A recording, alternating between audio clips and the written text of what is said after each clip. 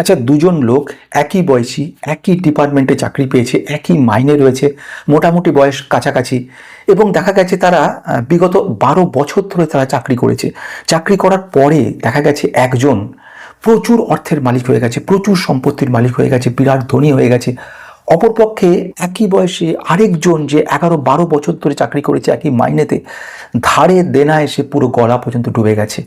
এমন ধার করেছে, সে সব কিছু সে ধার দেনা করে বসে আছে, এবং শেষমেশ এমন হয়েছে ডিপার্টমেন্টের যার তার কাছ থেকে কিছু করে টাকা ধার করে বেড়াচ্ছে, তার ভয়ে বাকি ডিপার্টমেন্ট লোকেরা তটস্থ হয়ে আছে যে এই রে এখনই না আমার কাছে টাকা চেয়ে বসে। এরকম ঘটনা কি সত্যি সম্ভব?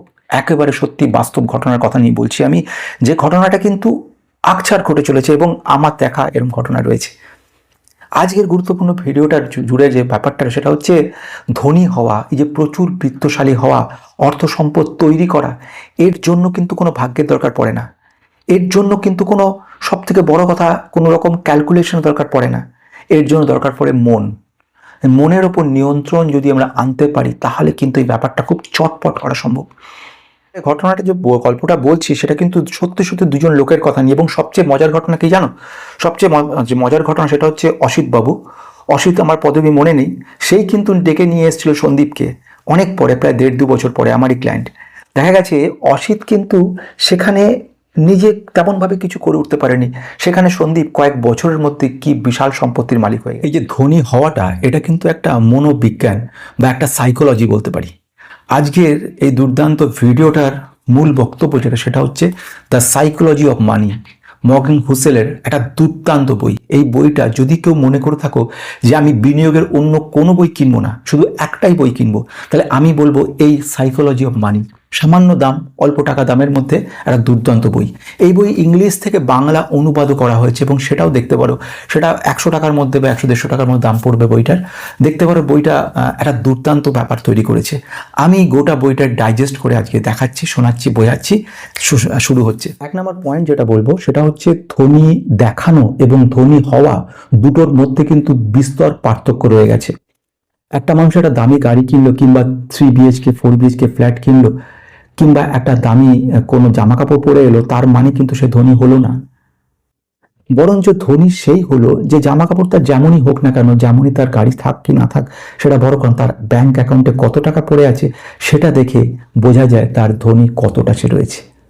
ধনী শব্দটার অর্থ হচ্ছে সম্পদ, ওয়েলথ। এই ওয়েলথ ক্রিয়েট যত সুন্দরভাবে যে করতে পারবে, তার জন্য কিন্তু বিরাট বড় ভবিষ্যৎ অপেক্ষা করে থাকবে। 2 নম্বর, বেশি আয় গুরুত্বপূর্ণ নয়, বেশি সঞ্চয়টা গুরুত্বপূর্ণ। বারংবার যে কথাটা বলেছি এই বইতে, সে কথাটাই কিন্তু উল্লেখ রয়েছে, এবং সে কথাটা হচ্ছে তোমার ইনকামটা বড় ফ্যাক্টর না। এই যে এখানে যে সঞ্জয় বাবু কাজ করতেন বা অসিত বাবু কাজ করতেন, অফিসের মাইনে কিন্তু বিরাট কিছু ছিল না, সাধারণ মাইনে ছিল, একজন সাধারণ কেরানিদের যেরকম মাইনে হয় সেরকম মাইনে। অথচ দেখা গেল কিভাবে তিল তিল করে জমিয়ে জমিয়ে সঞ্জয়বাবু কিন্তু সেই সঞ্চয়টাকে বাড়িয়ে তুলেছিলেন। এবং সঞ্চয় বাড়ানোটা এত সুন্দর একটা প্রক্রিয়া, যে প্রক্রিয়াটা শুরুতে মাইনে পাওয়ার সঙ্গে সঙ্গে কিন্তু একটা টাকাকে সরিয়ে রাখতে হয়। সে টাকার পরিমাণ যেটাই হোক না কেন, তার একটা ক্যালকুলেশন আছে, পরে সেটা নিয়ে বলবো, কিন্তু একটা টাকাকে সঞ্চয় করতে হয়। সঞ্চয়ের পরিমাণ যেন এমনটা হয় যাতে দুর্দিনে বিপদের সময় যেন এই টাকাটা খুব কাজে লাগে, এবং ভবিষ্যতে সম্পদ সঞ্চয় তৈরি করতে এইগুলো যেন কাজে। কম্পাউন্ডিংয়ের জন্য সময় দিতে হবে। সময়টা কিন্তু বেশি গুরুত্বপূর্ণ, ভাগ্যটা বেশি গুরুত্বপূর্ণ নয়, কি তোমার ইনকাম সেটা কিন্তু গুরুত্বপূর্ণ নয়।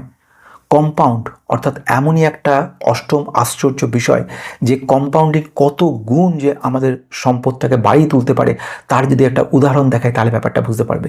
সম্পদের যে রহস্য, সেটা কিন্তু কোনো প্রতিভা নয়, কোনো ভাগ্য নয়, সেটা হচ্ছে সময়। সময়টা হচ্ছে কত বড় জিনিস, তার একটা উদাহরণ আমি কিন্তু দেখাতে চলেছি তোমাদেরকে। যেরকম কারোর কাছে সামান্য টাকা রয়েছে, মাত্র 1000 টাকা সে সঞ্চয় করতে পারবে, মাত্র, এর বেশি কিছু না। সেই সঞ্চয়টায় সে যদি 30 বছর ধরে করে যায়, 30 ইয়ার্স ধরে, এবং একই সিম্পল 18% রেটে, তাহলে সে কত টাকা পাবে জানো? তার পরিমাণটা হচ্ছে 1.43 crore। আর এর মধ্যে সে কত টাকা নিজের সঞ্চয়টা করেছে জানো? মানে নিজের টাকা যেটা লেগেছে কতটুকু জানো?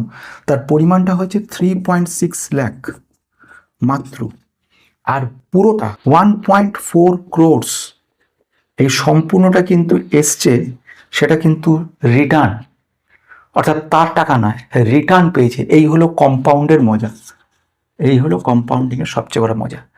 আবার যদি সেই ক্ষেত্রেই একটা লোক অনেক দেরি করে শুরু করে, এবং এই যে ছেলেটা শুরু করেছিল সে মাত্র 20 বছর বয়সেই সে কিন্তু কাজ শুরু করেছিল 1000 টাকা করে জমানো। আর একটা লোক বোঝা গেল সে যখন 40 বছর বয়সে এলো তখন সে রিয়েলাইজ করতে পারলো, আরে আমি তো খুব ভুল কাজ করে ফেলেছি, এবার তার হাতে মাত্র 10 বছর সময় রয়েছে। সে তাহলে কি করবে?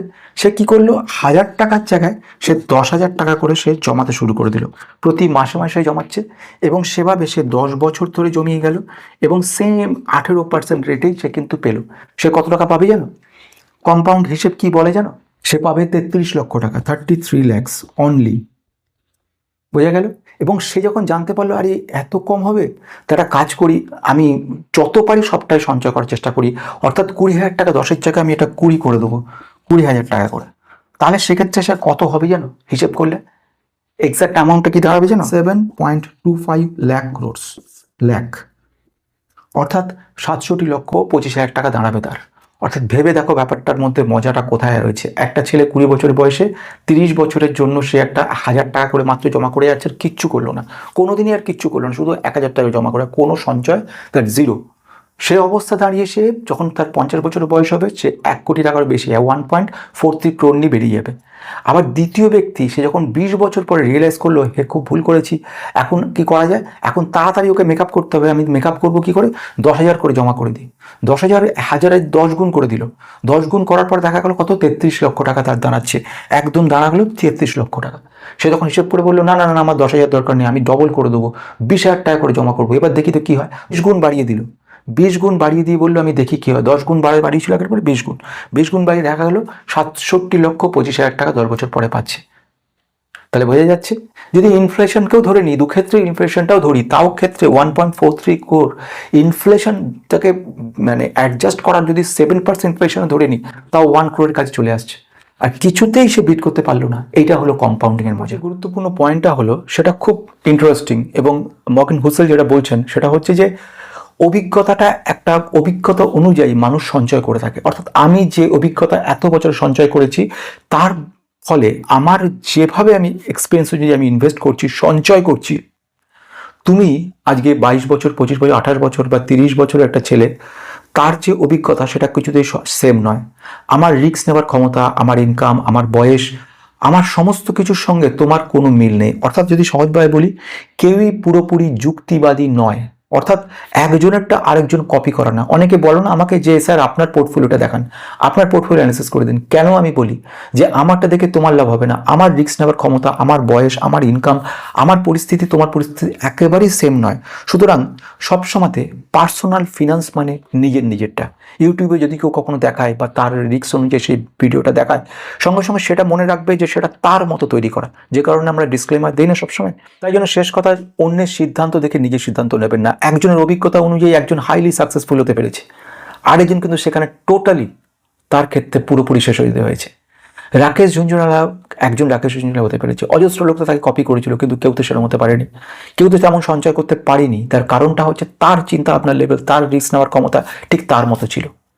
5 নম্বর পয়েন্ট, ফাইন্যান্সিয়াল ফ্রিডম নিয়ে মর্গান হুসেল দুর্দান্ত কথা বলেছে। তার যদি ব্যাপারটা শোনো, বোঝো, তাহলে বুঝতে পারবে যে উনি চিন্তা ভাবনার লেভেলটা কোথায় ছিল। উনি এই যে যাকে বলা হয় আর্থিক স্বাধীনতা বা ফাইন্যান্সিয়াল ফ্রিডম, উনি বলতে খুব গুরুত্বপূর্ণ কথা বলেছে। উনি বলছে নিজের মতো করে, অর্থাৎ নিজের সময় নিজের মতো করে স্বাধীনভাবে যে ব্যবহার করতে পারবে সেটাকেই বলছে ফাইন্যান্সিয়াল ফ্রিডম। আমি কথাটার কীরকম গুরুত্ব আমি বুঝিয়ে বলার চেষ্টা করছি। নিজের টাকা যেটা রয়েছে সেটাকে দিয়ে যখন নিজে স্বাধীন মতো নিজের প্রয়োজন অনুযায়ী কাজগুলো করতে পারবে, তখনই কিন্তু সেটাকে তুমি বলবে যে এইটা আমার সঠিক উপায়। ওটা বোঝা গেল?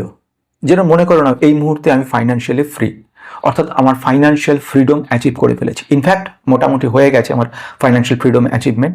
তো যে কারণ জন্য যে সময়টা পর্যন্ত একটা মানুষ বিগত 15 বছর, 20 বছর, 25 বছর ধরে পরিশ্রম করে, যে এই পরিশ্রমটা সে কিন্তু নিজের জন্য করছে না, নিজের আনন্দের জন্য করছে না।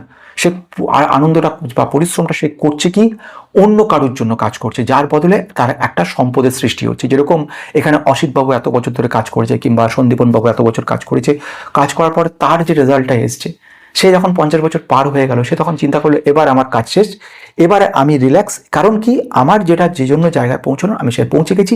এবারে কি আমি কাজ করবো না? এবারে কি সব কিছু বন্ধ থাকবে? না। এবার আমি কাজ করব। কার কাজ করব? কিসের কাজ করব? করব নিজের জন্য কাজ, স্বাধীনভাবে কাজ। এই যে আমি বোঝাচ্ছি, পড়াচ্ছি, শেখানোর চেষ্টা করছি, এটা তো অলমোস্ট ফ্রি। কেন এই যে কাজটা করছি তার পিছনে সবচেয়ে বড় কারণটা হচ্ছে আনন্দ। এর মধ্যে যে নিজে স্বাধীনভাবে কিছু করা, ক্রিয়েটিভ ওয়েতে এক্সপেরিমেন্ট। লক্ষ্য করে দেখবেন বিভিন্নভাবে এক্সপেরিমেন্ট করি সব সময়, লাইটিং থেকে শুরু করে, ক্যামেরা থেকে শুরু করে বিভিন্ন রকমভাবে চেষ্টা করি। কেন? তার কারণ হচ্ছে এইগুলোতে আনন্দ খুঁজে পাই, এটা ক্রিয়েটিভিটি। তখনই একটা মানুষ সম্ভব হয় স্বাধীনভাবে করার, যখন তার অলরেডি ফাইন্যান্সিয়াল ফ্রিডম অ্যাচিভ করে ফেলেছে। তাই জন্য আমি তোমাদের সবাইকে বলি, 20, 22, 25, 30 বছরে যারা রয়েছে তারা একটা টার্গেট রাখো। টার্গেট যাওয়ার পরে নিজেদের ফাইন্যান্সিয়াল ফ্রিডম তৈরি হয়ে গেল। ফাইন্যান্সিয়াল ফ্রিডম মানেটা কি? ফাইন্যান্সিয়াল ফ্রিডম মানে কিন্তু কাজ থেকে অবসর নেওয়া নয়। ফাইন্যান্সিয়াল ফ্রিডম মানে এবারে স্বাধীন মতো নিজের কাজ নিজে করে যাওয়া। ঠিক সেই মুহূর্তটা কারুর চোখ রাঙানির দরকার পড়বে না, কারুর চাপের দরকার পড়বে না, কারুর কোনো রকমভাবে প্রেশারে তোমায় কাজ করতে হবে না। নিজের মতো স্বাচ্ছন্দ্যভাবে নিজের যেটা পছন্দ, সেখানে কি ইনকাম নেই? আমি যে কাজ করছি কনসালটেশন, সেখানে কি ইনকাম নেই? অবশ্যই ইনকাম আছে। সে পরিমাণ কম হতে পারে, বেশি হতে পারে, সেটা ফ্যাক্টর না। ফ্যাক্টরটা হচ্ছে আনন্দটা। যে আনন্দটা কিন্তু পাওয়া যায় না, এই আনন্দটার জন্যই ফাইন্যান্সিয়াল ফ্রিডম, যার জন্য টার্গেট, যার জন্য সমস্ত কিছু। 6 নম্বর পয়েন্ট, সবসময় মার্জিন অফ সেফটি রাখুন। অর্থাৎ সব কিছু যে পরিকল্পনা মাফিকই হবে এমন কোনো ঘটনা নেই। হঠাৎ করে কোনো বিপদ এলো, কোনো কিছু অসুবিধার সৃষ্টি হলো, সেটার জন্য কিন্তু আগের থেকে তৈরি থাকুক। নিজের থেকে নিজেকে যে কোনো ধরনের সারপ্রাইজের জন্য নিজেকে রেডি রাখুন। আর সেটার জন্যই কিন্তু সবসময় একটা কন্টিনজেন্সি ফান্ড বা রিজার্ভ ফান্ড তৈরি করুন। কত ছোট বইয়ের মধ্যে উনি কি সুন্দরভাবে কথাটা বলেছেন। উনি বলছেন যে সব কিছু তো পরিকল্পনামাফিক হচ্ছে না, তো একটা এমার্জেন্সি ফান্ড রাখবেন সবসময়ের জন্য, এবং কিছু ক্যাশ রিজার্ভ রাখতে বলছেন। এই বই আমাকে একটা জিনিস শিখিয়েছে, এবং সেটা হলো শেয়ার বাজারে প্রতিষ্ঠিত হতে গেলে নিজের মনকে তৈরি করুন। মানুষ টাকা হারায় সেটা বাজারে নয়, হারায় নিজের মনের কাছে, নিজের আবেগের কাছে। যদি বিনিয়োগ শেখার জন্য কোনো একটা বইয়ের নাম বলতে বলেন, তাহলে আমি বিনা দ্বিধায় বলবো the psychology of money, Morgan হুসেলের। এই বইটার আমি সবসময়তেই এই কথাটা বলবো যে ইংলিশে আসল যে বই সেটা পড়ার। যদি কারোর অসুবিধা হয়, বাংলার একটা বই দেখতে পারেন, সেখানে এই ব্যাপারে মর্গান হাউসেল কীরকম সুন্দর করে বুঝিয়েছে, সেটা একজন ভদ্র মহিলা উনি লিখেছেন এটা। তো এটা দেখতে পারেন, রাজশ্রী ব্যানার্জি বলে, দেখতে পারেন বইটা, সামান্য দাম। যদি ভিডিওটা ভালো লেগে থাকে তাহলে কমেন্টে লিখুন, আমি শিখতে চাই।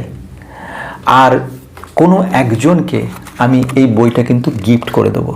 সে যেই হোক, সকলকে তো দেওয়া সম্ভব নয়, কিন্তু একজনকে কিন্তু এই বইটা আমি গিফট করব। কারণ দেখা গেছে জ্ঞান ভাগ করলে জ্ঞান বাড়ে।